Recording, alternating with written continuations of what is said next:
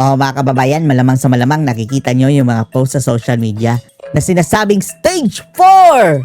Stage 4? Ano yung stage 4? Oh, naging palaisipan yan mga kababayan. At bagamat walang kumpirmasyon kung sino yan o ano yan mga kababayan yung stage 4, ang nababasa natin sa mga komento ay baka si Bangag daw ito. Baka lang ha, yan ang espekulasyon nila dahil lumalabas yung mga stage 4 na yan mga kababayan in a post. Baka yan daw ang stage ng colon cancer? Nagtatanong sila mga kababayan. Kaya kailangan may kumpirmasyon o denial dito ang Malacanang tungkol dyan. Pero ngayon mga kababayan, ang mas nakakaintriga ay etong post ni Rowena. Ni Rowena Guanzon mga kababayan. Dahil ang sabi niya, nangangamoy St. Peter daw mga kababayan bago ma-impeach si VP Inday. Nangangamoy St. Peter. Kaya pala daw, madaling-madali. Ano ba yung sinasabi niya madaling-madali? Yung impeachment ni VP Inday? Minamadali? Bakit nangangamoy St. Peter? Ano ba yung St. Peter mga kababayan? Di ba punerarya yan? Punerarya! Nangangamoy St. Peter daw mga kababayan. Sino ang tinutukoy nitong si Rowena? Wala tayong alam dyan mga kababayan at hindi rin tayo magkokomento kung sino yan dahil mahirap na. Baka makasuhan tayo na. And then, aside pa rin mga kababayan, mayroon na namang another post si Rowena Guanzon na konting stress at droga pa daw. From St. Luke's to St. Peter ka talaga. Sino yan pinapatungkulan mo, Rowena Guanzon? Kaya nagkalkal tayo mga kababayan kung saan tayo makakuha ng at least konting connection dito sa sinabi ni Rowena Guanzon at nakita natin ito sinabi ni Eloy Grace. Hindi natin sinasabing 100% this is the real mga kababayan na real deal o ito na talaga ang ultimate truth. Pero meron din siyang kuhang mga sources mga kababayan base sa kanyang pagsasaliksik din. I can neither confirm or deny the authenticity na sinabi ni Eloy Grace pero interesting mga kababayan, panoorin niyo po ha. According sa aking according sa kabilang parlor. Na-overdose na naman. Kaya pala mga kababayan, walang video no. Sulat lang mga kababayan at saka litrato. At yung litrato pa mga kababayan na pinalabas niya na andun siya sa Ilocos Norte, parang luma, medyo mataba pa siya doon mga kababayan. Tapos yung statement niya sa sa Easter Sunday na ano nga ba sinabi ni Bangag? Ano sinabi niya? Magtatapos din daw mga kababayan ang kadiliman. At darating din tayo daw sa liwanag, Diyos ko Lord. Hindi ba na-realize si Bangag mga kababayan na magbubumirang itong sinasabi niyang kadiliman? Siya nga ang sanhi ng kadiliman dito sa Pilipinas, di ba? Ay, naku, Bangag talaga kung ano-ano mga... Siguro, pinasabi lang yun sa kanya mga kababayan o baka mayroon lang ding social media na nag-type noon ng hindi nag-iisip din na magbumirang kay Bangag mga kababayan. Sinasabi niyang, lahat ng kadiliman ay may katapusan, mga ganyang mga wording mga kababayan. So, inamin ninyo na kadiliman. Akala natin papunta na tayo sa paputi. Bakit sinasabi niyo magtatapos din ang kadiliman? Kadiliman mo, Bangag. Balik tayo dito kay Grace mga kababayan kung ano itong nakuha niyang chika. Nagbira-bira naman sa amunyo. Nagbira-bira naman ang amunyo ganyan na naman daw. Bumatak naman daw mga kababayan. Bangag. Na-overdose daw siya. I don't know kung gina-live support na. Sabi niya, I don't know lang ha, kung naka-live support na.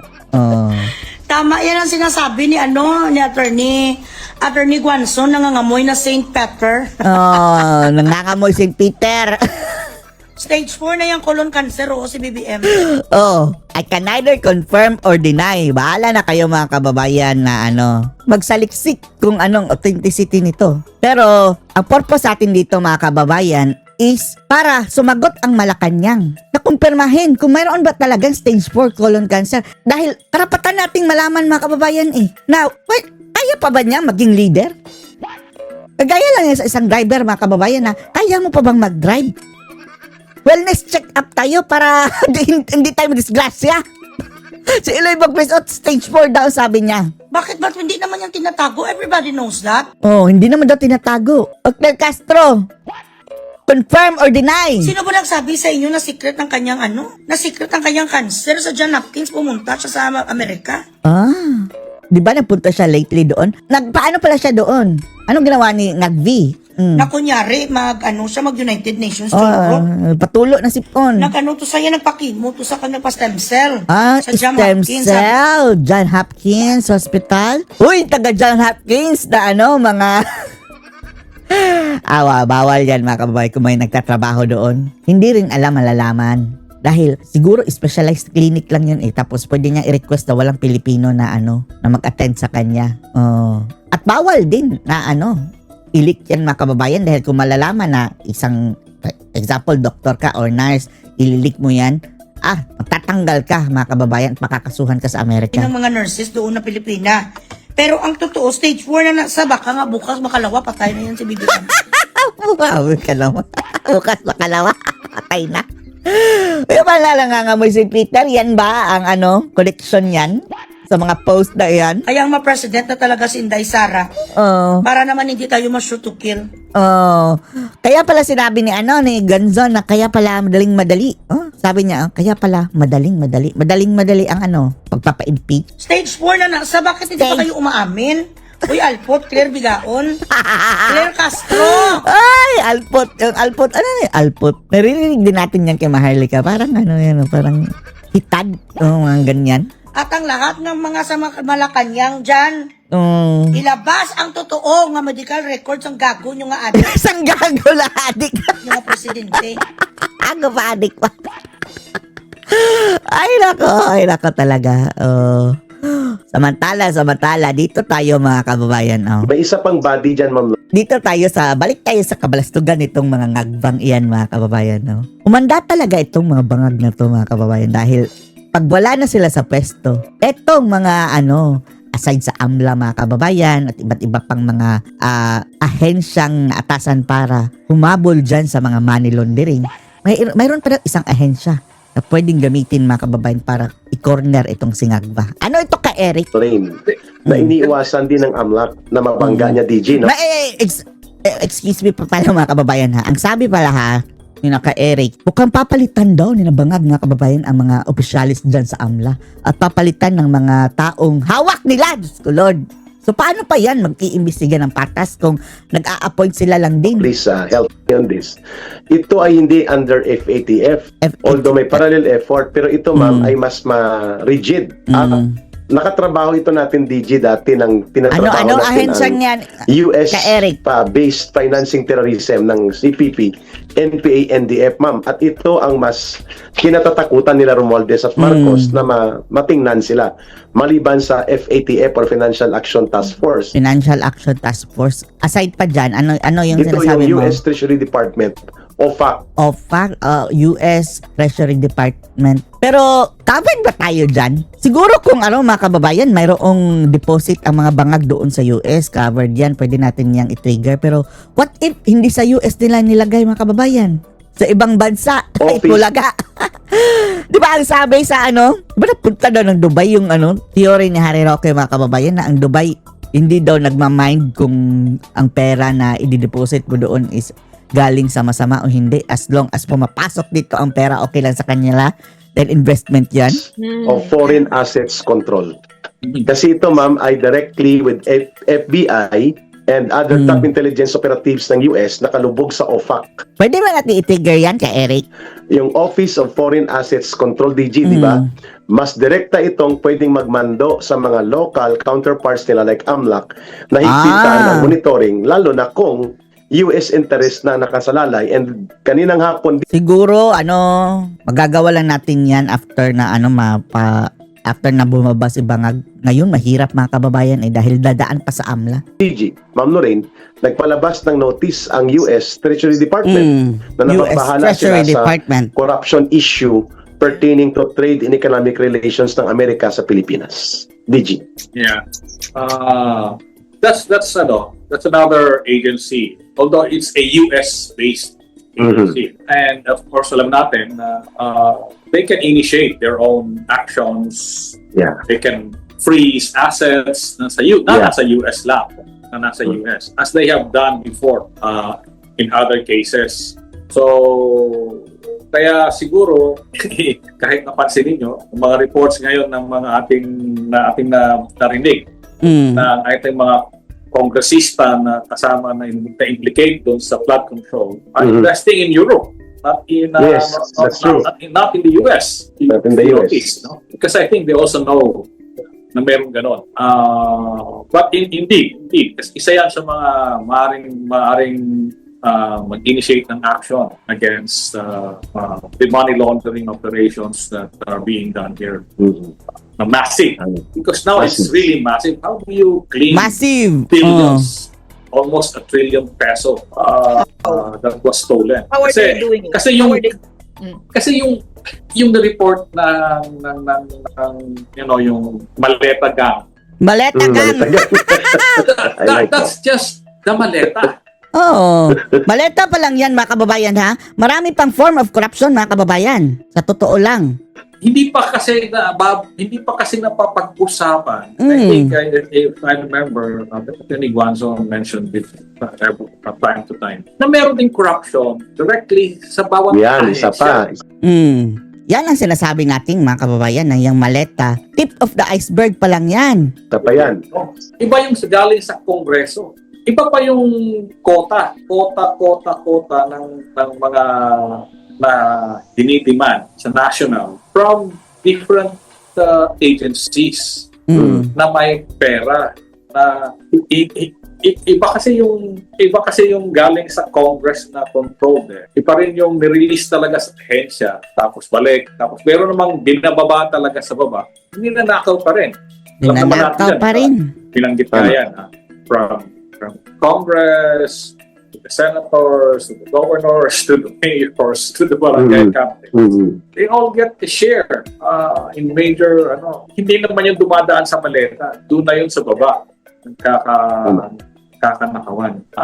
So, yung amount, sa maleta lang yun Wala pa yung maliliit pero napakarami. Maliliit So, pero we're napakarami. really losing a lot of money. And if you think about it, siguro napaka-progressive na ng ating bansa kung nagamit yung mga pera nito para patayin ng mga infrastruktura, services publiko. Kagaya Napakarami na sanang mga kababayan, infrastructure ngayon dahil akalain nyo mas malaki pa, mga kababayan, ang budget ni Bangag kaysa kay Tatay Digong. So meaning, times 2 sana ang infra.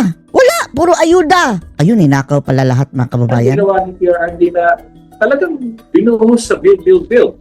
Sa Tama. health, services, Education. sa education, sa training, sa lahat. Ayan, si Doc Lorraine, nakakarating yan sa mga bundok. Kasama yung Tama. mga test na. Diba? Yung ginawa ng task force noon. May pera ang bayan.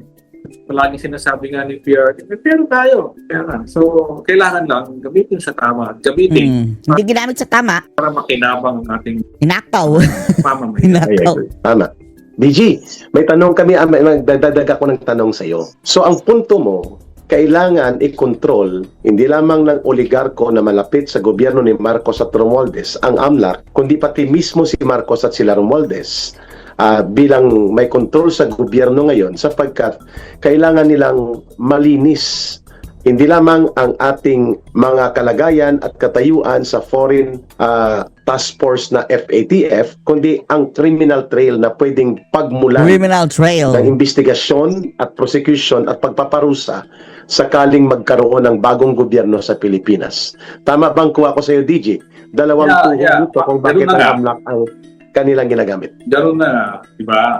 For instance, bago na pag-usapan ng AMLAC, ang ombudsman Yeah, isa pa yan. is a body, the appointment of the ombudsman, dapat meron siyang termino at Yan, kailangan ano din yan, mga kababayan. hindi siya politician. Corruption walang din yan, biases. mga kababayan, ang pag-appoint ni Pero Kabuin. pinili talagang may lagay Mhm. as ombudsman. Kasama na rin yon sa preparasyon para maprotektahan ang sarili nila. PNP, DILG, lahat yan. Lahat ng mga ahensya, NBI, yun to. Si ba nilagay sa NBI lately? Diba? Si Matibag. Yeah. Katibag. Kawalan Katibag. yan nun. Walang hiyang matibag. So, Agree. so bakit? Di ba? Bakit? Alam niyo na, ano ang objective? Para ba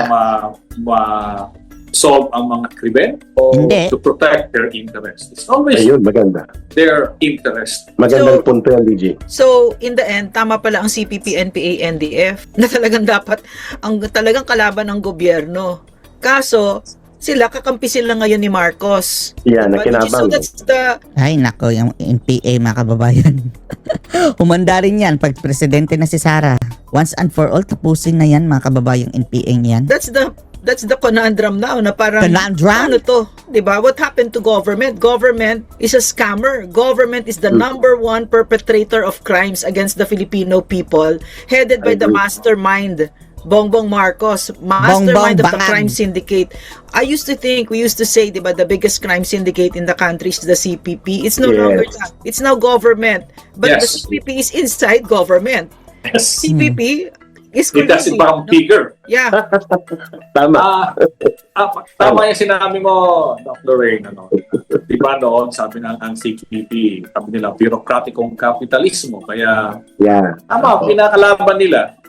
But, Ang mga NPA din, mga kababayan, hipokrito din yan, mga kababayan, Ginagamit lang nila yung, makikipaglaban, kunwari. Pero ang purpose nila, pera, money din yan, mga kababayan. Money pa rin yan. Ginagawa nila ng negosyo, Tapos, ang nauuto lang, mga kababayan, yung mga kabataan. Samantalang, kagaya na Joma Season, ang sarap ng buhay. Buhay, hari, mga kababayan, yung mga leader nilang nang uuto.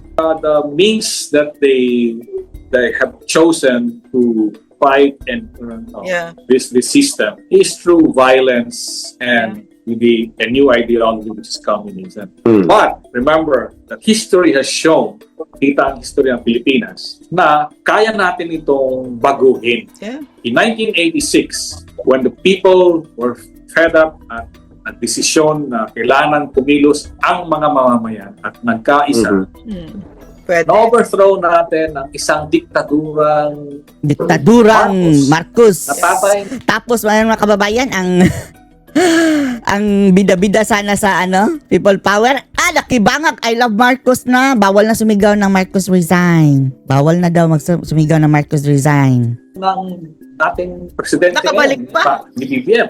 Oo. Nakabalik. Ang daming mga issues noon.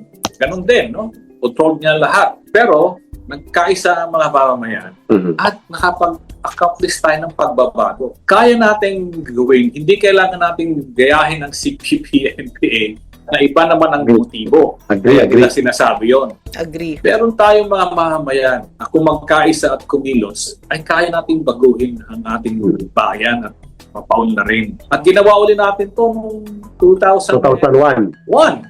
2001. Diba? 15 years later. So, if we really want change, at gusto nating matigil na itong pag-exploit sa atin, itong mga conspiracy laban sa mga mamamayang Pilipino, ay kailangang magkaisa at kumilos tayo para matigil na itong lahat na to. DG, meron pa nga tayong mas recent na experience, yung sa NTF-ELCAC experience natin, Yeah. nung nagkaisa ang tao, di ba? Yan, Yes. isa pa yan. For the first time, napadapa natin ang CPP. Yes. Di ba? Kasama Never na. eat. If we could not have, kasi people keep on giving us that credit, di ba? ELCAC. Apo. But really, it's the Napakalaki ng tulong ng NTF-ELCAC, mga kababayan, no? At tapos yung mga NPA gusto pang kaltasan ng budget. Tapos ang nakakainis, mga kababayan, ang media, nakisakay din, mga kababayan, gustong lumpuhin ang NTF-ELCAC. people. Yeah, Diba? it's the Hindi people. tayo nang bobola. It's really the Filipino people na sinamahan ninyo kami sa laban na ito. And we really, Yeah. Tama.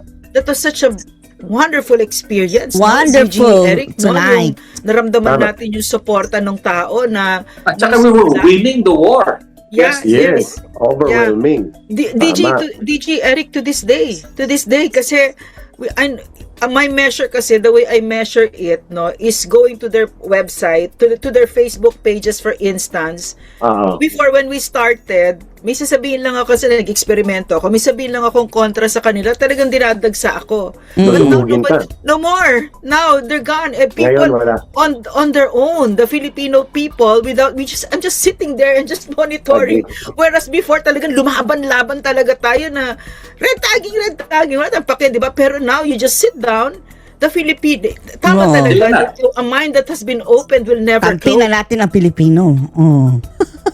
Laban kasama ang bayan. Yan mga kababayan, sayang yun mga kababayan, ginurgor nila ang yung programang iyon. Diba? Yung It's a DG, wonderful diba? experience, no? Ikaw, And ikaw nagpaliwanag niyan, DG eh. Yung hindi magtatagumpay ang whole of government approach kung wala ang whole of nation participation. Yes. Kung wala ang people.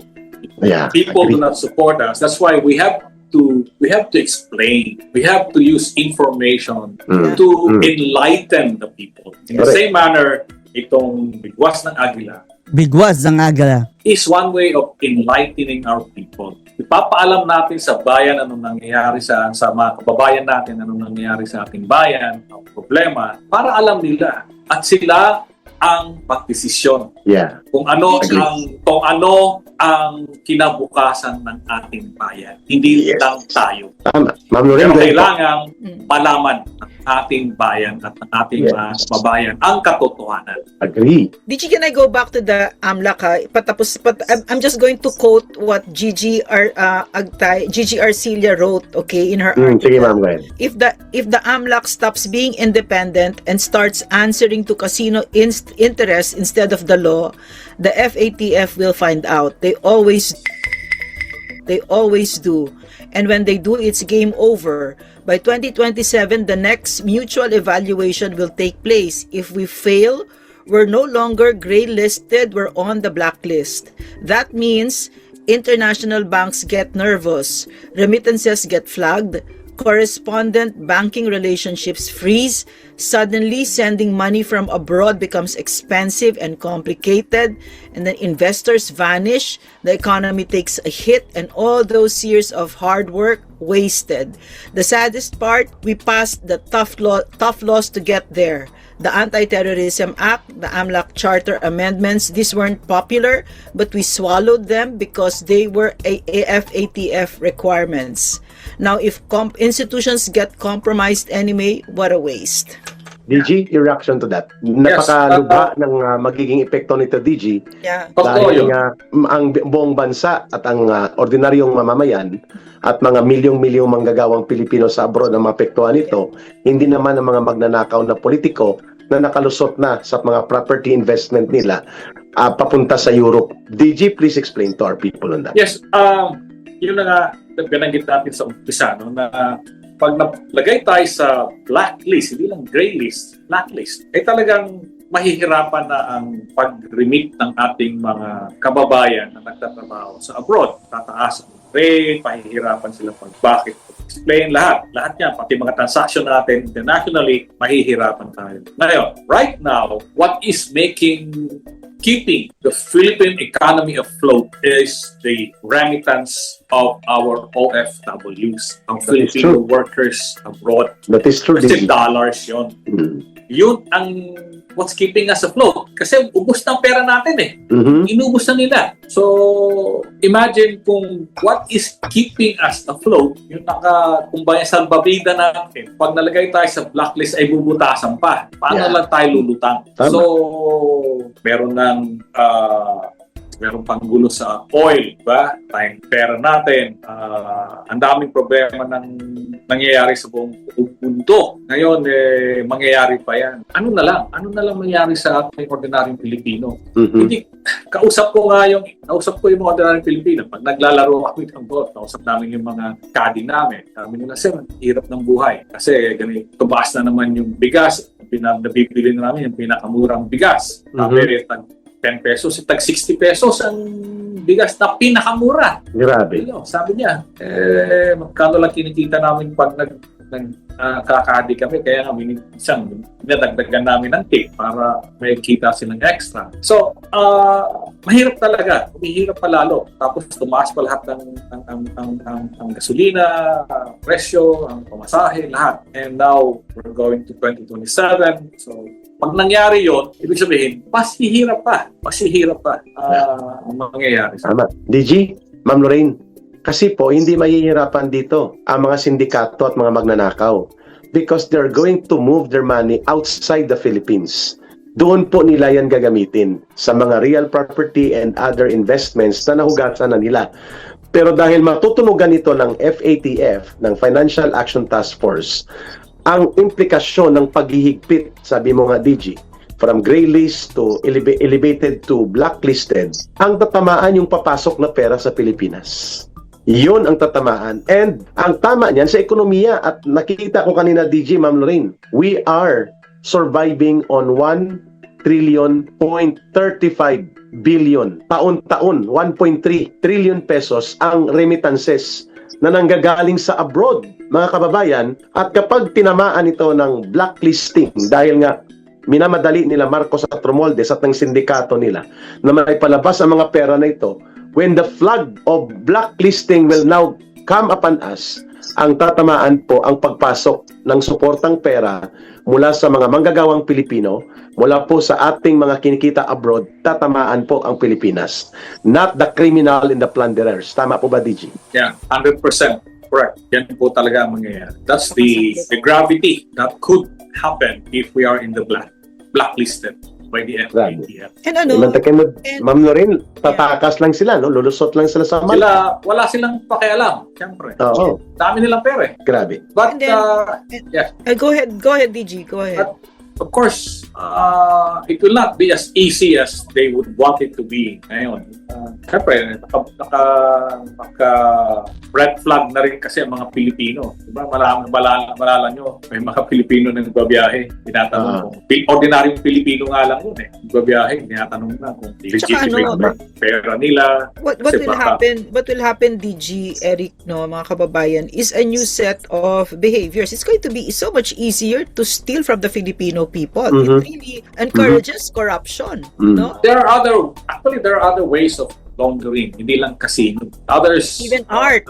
Alam ko, art, paintings, Pwede, Yeah. pwede. They buy painting, they buy dollars, they buy dollars, restaurants, they businesses, buy kunyari. they buy Diba? gold, they buy gold. Yeah, Isa pa yung DG. They buy gold. Pinagdudahan nga ng Buy taga Central dollars, Bank and then, DG, you know. Ma'am Lorraine, yeah. na ang 129 billion pesos na nalugi tayo ng almost 100 billion, 25 tons of gold, mukhang sila din po nakabili nito para mapalusot ang pera, DG. Kaya minadali ang gold reserve sell out on a very low price na dapat inantay nating umabot ng mga 7,000 per kilogram ang gold, ibinenta natin sa 2,500 per kilogram. We lost 120 billion pesos. Tama ka, DG, Ma'am Lorraine. Gold and jewelry transaction is also another way ng paglaunder nila.